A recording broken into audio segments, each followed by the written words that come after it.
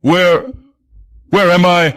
Sir Aris Oakhart asked, rubbing his head, which was throbbing in pain. You're in a better place now, a voice whispered.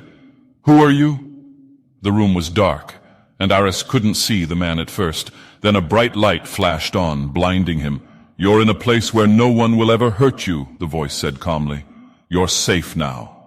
The princess, Aris rubbed his eyes, is safe with Ariohota in Loris's birthmark. She won't be harmed as long as he is there. Ario made it to the show, but he only has about 3 scenes in the books.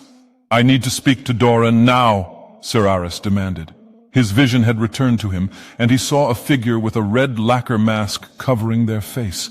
The man had a slim form and was about a head shorter than Aris was. Oh, I'm afraid that's impossible right now, the man said behind their mask. You have to remain here where it's safe. You will have many to keep you company. I made sure of that. The voice was little more than a whisper, and Aris was struggling to hear. What about Ariane? May I see her? He knew his beloved Ariane would help him learn the truth of what was going on. The mask shook as the man chuckled quietly. Oh, you shall see her. That I can assure you. Take me to her, now, Aris demanded. The pain in his head would have to wait. He had to learn where she was and who this masked man was. The man shrugged. As you wish. He extended his arm and helped Aris to his feet. Aris rose and looked around the room. The light was only a torch in the other man's hand. Are you sure you wish to see her? Yes. I must learn the truth. This one may betray me. Only cowards and sorcerers hide behind masks. I trust neither of them. As you wish, the man replied, taking a step back. He set the torch in a basin of oil, and the room lit up with bright light. Aris wasn't ready for what he saw. There were bodies hanging on the walls and stacked on the floor of the large stone room.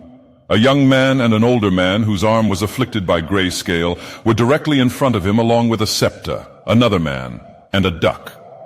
Next to them was a very large man with dark skin and 1,000 scars all over his fat belly. A man with an eye patch was hung upside down next to him, and a horn lay beneath him.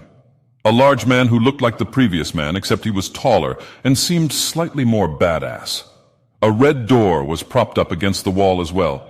It was riddled with crossbow bolts that seemed to have also shot through lemons as they were trapped on the outside of the bolts. A darker-skinned boy and a few strange-looking men were decapitated, and their heads rested on a shelf, Prince Quentin.